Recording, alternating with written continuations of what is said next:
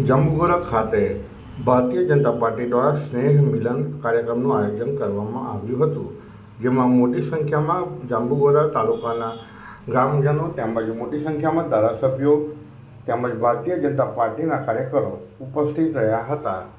આ સ્નેહ મિલન કાર્યક્રમની અંદર નવા વર્ષ નિમિત્તે હાલોલના ધારાસભ્ય જયદ્રથસિંહ પરમાર, છોટાઉદેપુર તાલુકાના ધારાસભ્ય જસુભાઈ રાઠવા તેમજ ભારતીય જનતા પાર્ટીના પ્રમુખ મયંકભાઈ દેસાઈ હાજર રહ્યા હતા.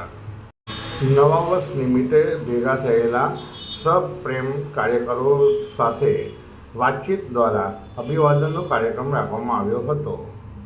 ધારાસભ્ય જયદ્રથસિંહ પરમારે ભારતીય જનતા પાર્ટીના કરાયેલા કામોની વિગતોની રૂપરેખાઓ આપવામાં આવી હતી.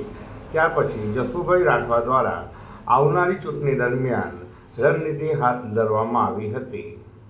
સ્વદેશી અપનાવો અને ઘર ઘર મોદીના નારા સાથે આ કાર્યક્રમની શરૂઆત કરવામાં આવી હતી. ભારતને આત્મનિર્ભર બનાવવા માટે અને સ્વદેશી અપનાવવા માટેના શપથ લેવડાવવામાં આવ્યા હતા. આ સ્નેહ મિલનની અંદર દરેકે એકબીજાને નૂતન વર્ષાભિનંદન પાઠવવામાં આવ્યા હતા. રીતિશ શાહ સાથે દિવ્યા ભાસ્કર, ગોગંબા.